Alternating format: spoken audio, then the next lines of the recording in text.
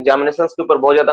देखो हम पढ़ा रहे तो पढ़ा रहे, प्रिपरेशन भी यहाँ से हो रहा है, तो दोनों बेनिफिट है इस चीज का, बहुत अच्छा बेनिफिट है इस चीज का, है ना।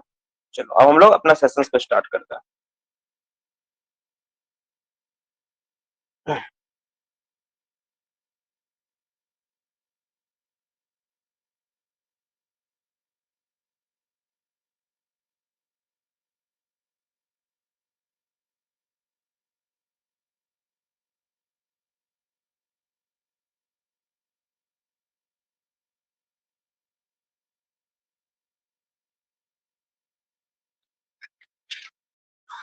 तो कल हम लोग क्या देखे थे, कल हम लोग क्या पढ़े थे, कल हम लोग पूरा का पूरा mind ventilation chapter start, mind ventilation का एकदम आखिरी टॉपिक हम लोग पढ़ रहे थे, दैट इज वेंटिलेशन सर्वे, है ना।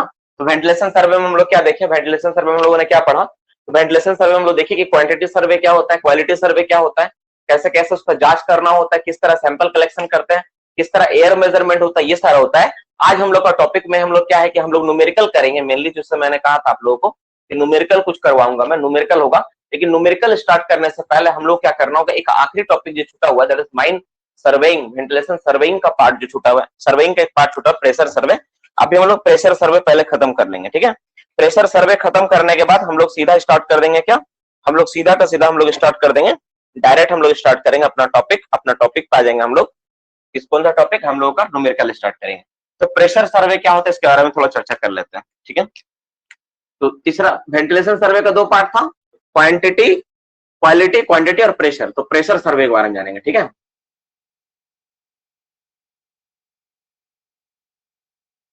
तो प्रेशर सर्वे क्या होता है, कैसे इस पे काम करते, क्या है ये, इसके बारे में हम लोग जानते हैं। देखो प्रेशर, ठीक है, दबाव, दबाव कितना, एयर का दबाव कितना हो रहा है, किस प्रेशर से हवा फ्लो हो रहा है, इसका हमको जानना है, ठीक है। रिकॉर्डिंग स्टार्टिंग से ऑन रहता है बाबू, ठीक है ना, अभी बताने का जरूरत नहीं है, चलो रिकॉर्डिंग ऑन है, डोंट वरी। तो प्रेशर सर्वे के बारे में हमको जानना है कि प्रेशर सर्वे होता है क्या, प्रेशर सर्वे हम लोग किसको बोले। तो जैसे माइंस में हम लोग क्या करते हैं, क्वालिटी मापते हैं, क्वांटिटी मापते हैं, उस तरह क्या मापना होता है, प्रेशर मापना होता है। प्रेशर का मतलब क्या, दबाव। दबाव, दबाव किसको बोले हम लोग, दबाव बोला जाता है फोर्स बाय एरिया, ठीक है। एक यूनिट एरिया में जितना फोर्स आप लगाते हैं उसको हम लोग क्या बोलते हैं, प्रेशर, ठीक है। मतलब क्या होता है, दबाव का यूनिट क्या होता है, फोर्स बाय एरिया, है ना, बाय एरिया। एक यूनिट एरिया में जितना दबाव लगाया जाता है उसको हम लोग क्या बोलते हैं, हम लोग उसको हम लोग क्या डिफाइन करते हैं, उसको बोलते हैं हम लोग प्रेशर। मतलब एक तरह का क्या है, एक तरह का दबाव को मेजर करने का एक यूनिट है। प्रेशर क्या होता है, दबाव को मेजर करने का यूनिट होता है, ठीक है। अब जैसे एक जैसे बोल, इसका मतलब क्या है सर, इसको अच्छे से समझाइए। और अगर तुम जानना चाहते हो इसको डिटेल्स में और इसको इलेबोरेट करके अगर मैं समझाऊं तो मैं सिंपल एक बात समझा देता हूं। जैसे तुमको उदाहरण देते हैं, देखो अगर मान लो तुमको हम 1 किलो का वजन दे, ठीक है, 1 किलो का हम तुम्हारे हाथ के ऊपर वजन रखें, ध्यान समझना, 1 किलो को वेट रखें, 1 किलो का फोर्स, 1 किलो का वजन के साथ, 1 किलो फोर्स के साथ या फिर 1 न्यूटन का फोर्स के साथ हम क्या किए, इस पेन को, ये जो पेन आप देख रहे हो मेरे हाथ में ना, इस पेन को हम तुम्हारा हाथ में, हम ऐसे करके हम तुमको हाथ में क्या करें, प्रेस करें, इस तरह से हम दबाएं। अगर तुम्हारा हाथ में हम इस तरह क्या करें, इस तरह से हम दबाएं, ठीक है, इस ढक्कन लगा हुआ पेन से अगर एक, ठीक है, 1 न्यूटन का फोर्स के साथ अगर हम तुमको लगाएं, ठीक है, तो क्या होगा, तो तुमको कम दर्द होगा। अगर हम इस ढक्कन को खोल के दबाएंगे तो क्या होगा, ज्यादा दर्द होगा। सवाल यह है कि दोनों टाइम 1 न्यूटन का फोर्स था, लेकिन एक टाइम क्या होता है, एक टाइम ज्यादा दर्द होता है, सेकेंड टाइम, फर्स्ट टाइम कम दर्द होता है, जब ढक्कन लगाते हैं हम लोग कम दर्द होता है, लेकिन जब ढक्कन हटा के हम लोग केवल पॉइंटेड चीज से करते हैं तो ज्यादा दर्द होता है कि नहीं। मतलब समझ में आ रहा है मैं क्या बोलना चाह रहा हूं। तो इसके पीछे रीजन क्या, इसके पीछे रीजन है एरिया। फोर्स तो तुम 1 न्यूटन का ही लगा रहे हो, लेकिन इनिशियली अगर मान लो, इनिशियली तुम्हारा, अगर इनिशियली तुम देखोगे, अगर तुम्हारे पास एरिया अगर 10 यूनिट था, 10 यूनिट में मान लेता हूं 10 यूनिट था, तो सेकेंड टाइम में देखोगे कि 1 न्यूटन का ही फोर्स है, लेकिन इस बार जो आपका एरिया है वो 1 यूनिट हो गया। मतलब जो प्रेशर का यूनिट है, प्रेशर का वैल्यू यहाँ पे आ गया आपका 0.1, ठीक है, लेकिन यहाँ पर जो वैल्यू है आपका आया 1। तो 1 और ये 1 दोनों में क्या है, जमीन आसमान का अंतर है, दैट इज पास्कल। तो ये जो प्रेशर, तो ये जो तुम देखिए जो अंतर है ना, इसी, ये चीज आप प्रैक्टिकली समझो लो इस बात से, जो मेरा प्रेशर होगा वो कैसे एग्जर्ट करता है, काम कैसे करता है, ठीक है। मैं फिर से एक बात को समझाता हूं। मान लो हमको प्रेशर के बारे में प्रैक्टिकली समझना है कि प्रेशर क्या है, ठीक है। तो तुम कुछ मत करो, मैं सिंपल बताया है कि एक कोई चीज को तुम, कोई बिना धारदार चीज से किसी चीज को उतना फोर्स लगा के अपना हाथ में, जैसे एक बोतल ले लो, इस बोतल से अपना हाथ में लेके ऐसे दबाओ, पूरा दबाओ, जितना तुम्हारा क्षमता उतना दबाओ, ठीक है। अब जितना तुम दबाए, हाथ में कुछ लगा होगा, अब तुम इस पेन से उसी तरह उतना ही दबाव ला के दबाओ, तुम क्या देखोगे, तुमको ज्यादा पेन कब हो रहा है, सेकंड वाला केस में ज्यादा हो। तो इसमें और इसमें क्या अंतर है, जो पेन नहीं किया, इसका एरिया क्या था, ज्यादा था, इसका कॉन्टैक्ट एरिया क्या है, ज्यादा, इसका कॉन्टैक्ट एरिया क्या है, कम। तो एरिया घटने से प्रेशर का मान क्या हो गया, ज्यादा। तो प्रेशर जो होता है ना, वो एरिया क्या क्या होता है, इनवर्सली प्रोपोर्शनल होता है, जितना एरिया कम उतना प्रेशर ज्यादा। तो हम लोगों को जानना है, हम लोगों का मेनली अब सवाल ये कि माइंस में प्रेशर का क्या यूज है। प्रेशर जितना ज्यादा होगा ना, एयर क्वांटिटी उतना फ्लो करेगा, है ना। प्रेशर का डिफरेंस से एयर क्वांटिटी फ्लो होता है ना। आप अच्छा से याद करो, हम लोगों ने क्या पढ़ा था, हम लोग पढ़ा था कि जो हवा होता है मेरा, वो हमेशा हाई प्रेशर जोन से किधर जाता है, लो प्रेशर जोन की ओर। तो जितना आपका प्रेशर होगा उतना आपका एयर का फ्लो होगा। उस प्रेशर के बारे में जानना है कि कितना प्रेशर है, ठीक है, उस प्रेशर के साथ बाकी चीज का रिलेशन क्या है, उसको हमको समझना और जानना है, ठीक है। तो ये चीजों को हमको जानना है। तो प्रेशर का मोटा मोटी बात हमको बेसिक समझ में आया कि प्रेशर क्या होता है, और बेसिक पहले हम लोग समझे कि प्रेशर है क्या, और माइंड में इसका वैल्यूज क्या है वो समझ में आया।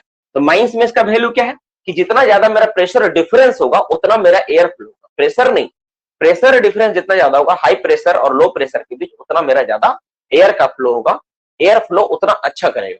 बेसिकली ये बात समझ में आए। अब सवाल ये आता है कि चलो प्रेशर तो हम लोग फोर्स बाय एरिया करके माप लिए, लेकिन तो क्या माइंस में हम लोग फोर्स बाय एरिया करके मापेंगे, तो नहीं, माइंस में फोर्स बाय एरिया करके प्रेशर का मेजरमेंट नहीं होता है। माइंस में हम लोग जिस तरह से हम लोग मापते हैं उसको हम लोग क्या बोलते हैं, जो इंस्ट्रूमेंट का हम लोग इस्तेमाल करते हैं, इंस्ट्रूमेंट का इस्तेमाल करते हैं ना, इंस्ट्रूमेंट का, ठीक है, उस इंस्ट्रूमेंट को हम लोग क्या बोलते हैं, जो डिफरेंस प्रेशर मापने के लिए इस्तेमाल होता है, उसको बोलते हैं हम लोग मैनोमीटर। क्या बोलते हैं हम लोग, मैनोमीटर।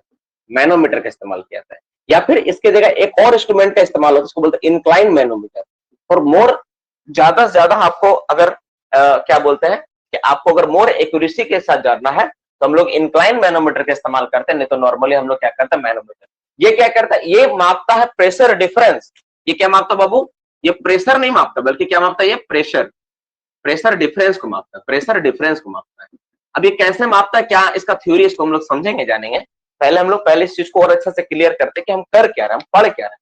हम लोग क्या मापना है, हमको मापना है माइंस का प्रेशर। अब जॉरब क्या पढ़ा, देखो, जैसे मान लो आपका ये गैलरी है, ठीक है, आपका ये गैलरी है, आप क्या देख रहे हो, आप तुम देख रहा है क्या कि फेस आपका, मान लो ये मेरा पैनल है, ठीक है, पैनल में क्या देख रहे हो कि पैनल में हवा पहुंच ही नहीं रहा, फेस में हवा जा ही नहीं रहा। दिक्कत यही है, जो आपका पैनल है, जो डिस्ट्रिक्ट में आप काम कर रहे हो ना, पैनल में फेस में हवा ही नहीं है। आप देख रहे हो कि यहां तक हवा ठीक आ रहा है, लेकिन यहां नहीं आ रहा।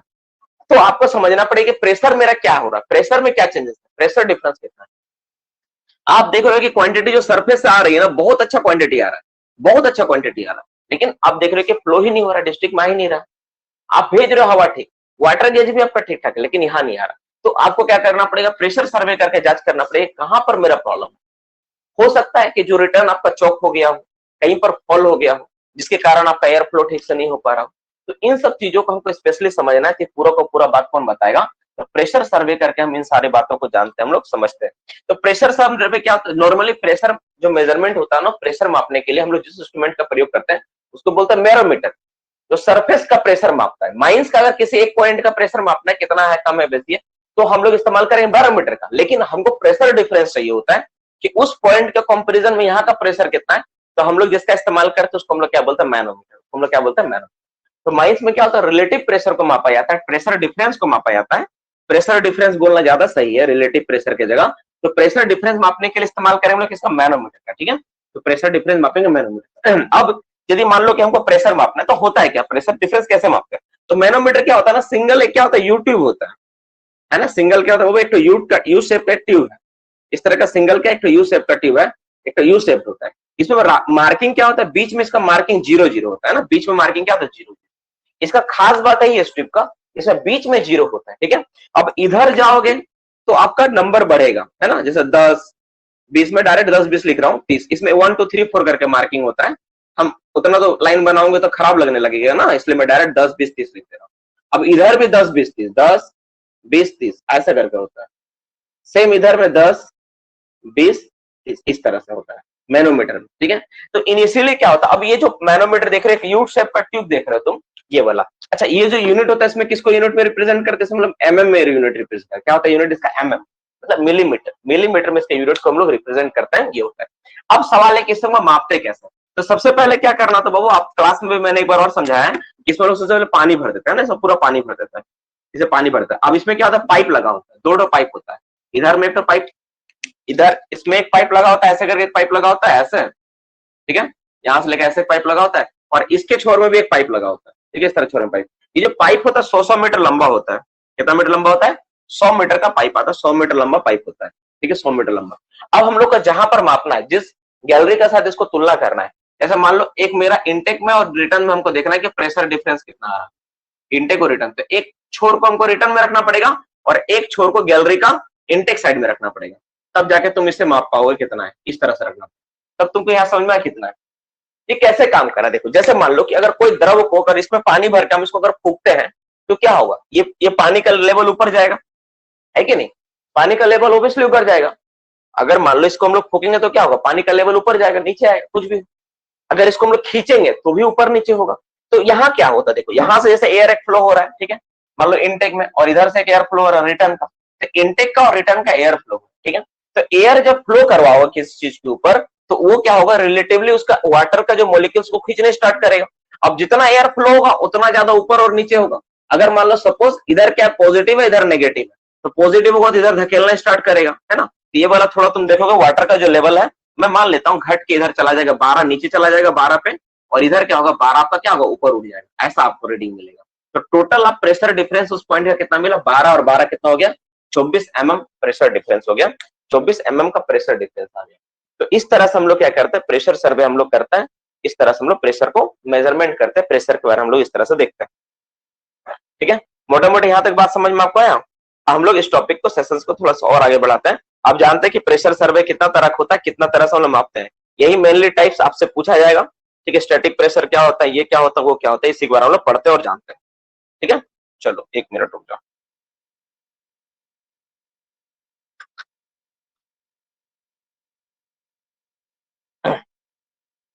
देखो, तो जो प्रेशर होता है ना, प्रेशर मेनली 3 तरह का होता है। एक होता है आपका स्टैटिक प्रेशर होता है, एक वेलोसिटी प्रेशर होता है, एक टोटल प्रेशर होता है, या फिर इंपैक्ट प्रेशर होता है। 3 तरह का प्रेशर होता है। बेसिकली इसका टाइप्स क्या है, मैं हम लोग इंस्ट्रूमेंट के बारे में जाने, इंस्ट्रूमेंट कैसे मापता हम लोग ये समझे, इसका यूनिट क्या होता है जाने, मोटा मोटी आप लोग के लिए इतना इनफ है।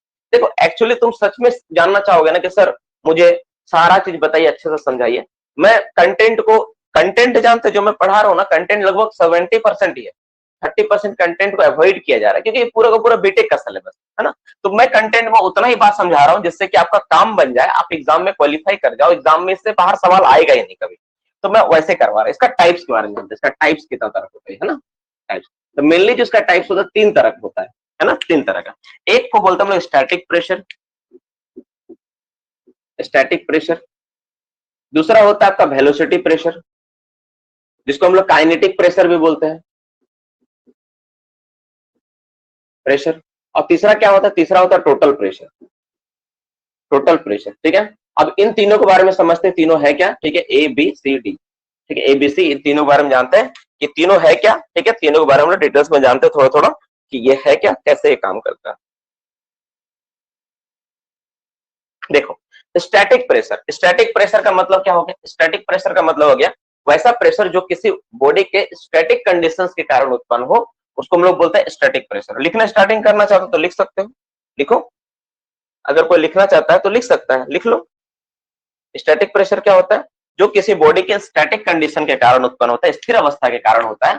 The pressure which exert due to static condition, static condition के कारण जो बनता है ना, स्टैटिक अवस्था, किसी बॉडी के रुके रहने के कारण जो प्रेशर बनता है उसको हम लोग बोलते हैं स्टैटिक प्रेशर। जैसे तुम बोलोगे सर अगर कोई बॉडी रुका हुआ है तो प्रेशर क्या बनेगा, क्या कोई प्रेशर नहीं होगा। जैसे मान लो ये जैसे उदाहरण देते हैं, मान लो मेरा ये क्या है, एक उदाहरण समझते इस बात को। जैसे मान लो क्या है, एक पानी का वेसल में हम लोग पूरा पानी भर दे, ठीक है। तुम बोलो तो इसमें क्या कुछ प्रेशर नहीं है, बिल्कुल प्रेशर है। प्रेशर नहीं तो तुम छेद करके देखो, यहाँ पे तुम छेद करो एक तुम यहाँ छेद करो, तुम क्या देखो, ये पानी का लेवल यहाँ से गिर रहा है, ये पानी का लेवल यहाँ से गिर रहा है।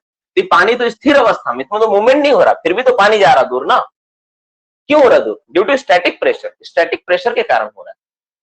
वेलोसिटी, जैसे तुम बोलोगे ना सर वेलोसिटी तो समझ में आ रहा है कि वेलोसिटी के कारण प्रेशर होगा, अगर कोई चीज मूव कर रहा है तो उसमें प्रेशर बनेगा, बिल्कुल बनेगा, ये तो स्वाभाविक है, ये तो कॉमन बात है। अगर किसी पाइपलाइन में अगर कोई मॉलिक्यूल्स, कोई बॉडी अगर मूवमेंट कर रहा है तो उसके कारण तो प्रेशर होगा, ये तो स्वाभाविक बात है, सब समझ रहा है।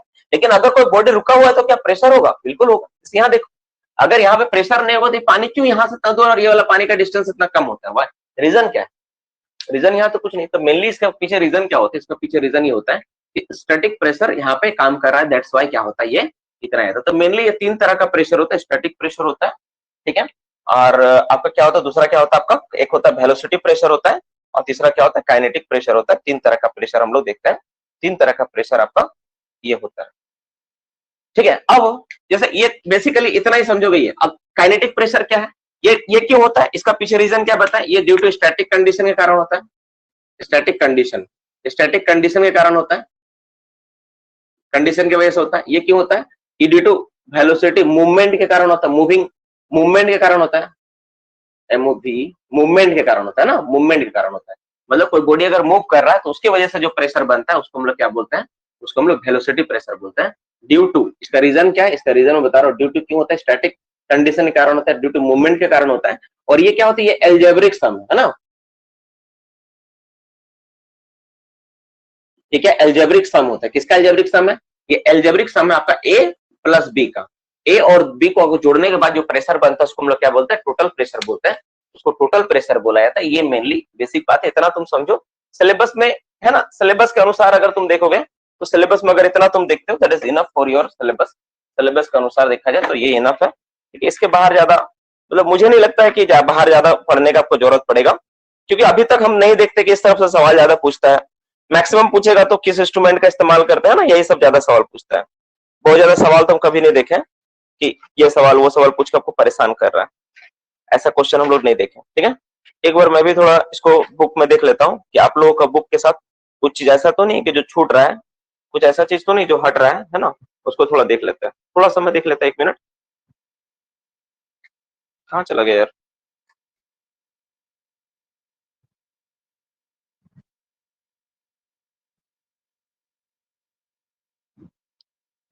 ठीक है, मोटा मोटी यही समझाया हर जगह है ना, यही समझाया, इससे ज्यादा कुछ समझाया नहीं। डेफिनेशन वगैरह लिखा हुआ है, ठीक है, वाटर गेज लिखा हुआ है और कुछ नहीं लिखा हुआ है, ठीक है, ये आपका हो गया मोटा मोटी। तो तीनों डेफिनेशन के बारे में समझो, तीनों क्या होता है, ये स्टैटिक कंडीशन के कारण होता है, ये बॉडी के मूवमेंट के कारण होता है, ये एल्जेब्रिक सम होता है, दोनों का ही 3 तरह का होता है। और इंस्ट्रूमेंट जो इस्तेमाल करते हैं, 2 तरह के इंस्ट्रूमेंट इस्तेमाल होता है, मैनोमीटर ये होता है। अब प्रेशर, प्रेशर बराबर क्या होता है, फॉर्मूला लिखते हैं, अगर प्रेशर निकालना आपका माइंड्स में तो पी इक्वल टू, अगर मैथमेटिकली आपको जानना, रिलेशन जानना हो कि क्वांटिटी के साथ, ठीक है, प्रेशर का रिलेशन क्या होता है, पी इक्वल टू क्या होता है, पी इक्वल टू होता है आर क्यू स्क्वायर, जो रिलेशन है ना, रिलेशन यानी प्रेशर इक्वल टू क्या होता है, आर क्यू स्क्वायर।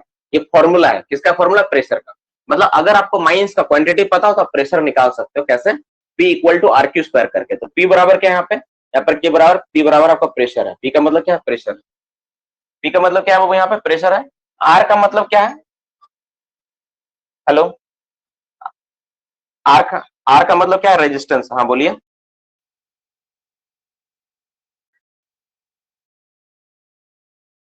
ठीक है, अब बाद में बात कीजिए, मैं क्लास ले रहा हूँ, ठीक है। क्यू का मतलब क्या, क्वांटिटी है, ठीक है, क्यू का मतलब क्या, क्वांटिटी। तो यहाँ पर जो आप देख रहे हो डियर स्टूडेंट्स, ये जो आर है, आर का मतलब होता है माइंस का रेजिस्टेंस। क्या होता है, माइंस का रेजिस्टेंस। इसका जो वैल्यू होता है ना, लगभग हमेशा हर एक माइंस का कांस्टेंट टर्म होता है, 0.03 टू 0.004 होता है, ठीक है। मोटा मोटी ये कांस्टेंट टर्म आता है। बाकी पी फॉर प्रेशर और क्यू फॉर क्वांटिटी, ये 2 चीजें आपका रहा, ठीक है। तो इस तरह से हम लोग क्या करते हैं, इस तरह से हम लोग प्रेशर को कैलकुलेट करते हैं, that is P equal to R Q square. Enough, इतना इनफ है आप लोगों का सिलेबस के लिए, इतना समझ लिए, इतना आप एक एक करके जान गए, दैट इज इनफ। आप इससे ज्यादा बाहर तो मुझे नहीं लगता कोई सिलेबस आएगा। एक बात आप लोग ये भी अच्छे तरह समझ लो कि अगर आप लोगों का रेस अगर 100 मीटर का है, जो मैं पढ़ा दिया आपको वेंटिलेशन में पूरा, पिछले बार हम लोग सिर्फ 400 मीटर का तैयारी कर रहे थे, इस बार पूरा 500 मीटर का तैयारी। अगर आपको पता नहीं तो पुराना वाला जितना ही बच्चा अगर कोई होगा उसको आप दिखा के पूछिएगा। तो पिछले बार हम 400 मीटर का रेस का तैयारी करवाते थे, तो 500 मीटर का है, पिछले बार से थोड़ा ज्यादा ही आप लोगों को पढ़ाया गया है। इसलिए डोंट कभी इतना सस्पेंस में मत रहना कि सर एग्जाम में नहीं आया तो ये हो गया तो वो हो गया। तो एक बात याद रखना, तुम लोग जितना तुम पढ़ कर गया, तो अगर तुम नहीं सॉल्व कर पाओगे इसमें से चैप्टर में से कोई चीज, तो कोई बच्चा नहीं सॉल्व कर पाएगा। मतलब ऐसा नहीं कि कोई बच्चा नहीं, मान लो कोई पर्टिकुलर टॉपिक को पढ़ के गया है, वैसा उसका किस्मत में आ गया तो सॉल्व कर लेगा वो, लेकिन 99% लोग नहीं सॉल्व कर पाएंगे। इतना कॉमन तुम दिमाग में रखना, ठीक है। अगर तुम्हारे लिए अगर तुमको टफ लगेगा तो क्लास में मौजूद 99% बच्चों को सेम क्वेश्चन टफ लगेगा। एक 1% तो यूनिक होता ही है ना, एक बच्चा तो यूनिक होता ही है जो थोड़ा ज्यादा अलग तरह से स्टडी करते हैं, उनका फोकस अलग तरह का होता है, वो तो स्वाभाविक है। लेकिन 99% के लिए लगेगा कि हार्ड सवाल था, अजीब सवाल था, ठीक है, ये लगना स्वाभाविक है। ईसीएल में भी जब एग्जाम हुआ था ना, तो उसमें भी बच्चे सारे बोले थे कि सर क्वेश्चन बहुत टफ आया, क्वेश्चन टफ आया, लेकिन उनका कहना एक बात था, उसके मन में खुशी था, वो लोग हैप्पी थे कि मेरा लिए टफ था, तो मेरे जो फ्रेंड लोग जो 3 साल 4 साल से तैयारी कर रहे उसके लिए तो महा टफ था। ये लोग का परफॉर्मेंस ऐसा था कि लोग 30-35 नंबर 36 नंबर तो आसानी से बना के लाया। वो लोग तो जो 3 साल से तैयारी कर रहे उसका 30-32 में अटक गए, है ना। ये लोग 3 महीना में 36-38 तक नंबर तक चले गए। बहुत बच्चों को तो सिलेक्शन भी हो गया। तो ये लोग अपने आप से बहुत संतुष्ट थे पढ़ाई करके कि हाँ एक क्वालिटी एजुकेशन इन लोग को मिला। तो आप लोग ये सब जो पढ़ाई करवाया गया ना, इसमें एकदम निश्चिंत रहो ब्रेन को कि इससे बाहर कुछ मिलेगा नहीं आपको, इतना ही सवाल आपको पूछा जाएगा, इतने सवालों से आपका सवाल रहेगा, ठीक है ना। So don't be confuse. अब हम लोग क्या करेंगे, आज का टॉपिक का सेकंड पार्ट हम लोग कुछ न्यूमेरिकल देखेंगे, कुछ न्यूमेरिकल को हम लोग पढ़ेंगे, ठीक है, कुछ न्यूमेरिकल के बारे में हम लोग जानेंगे।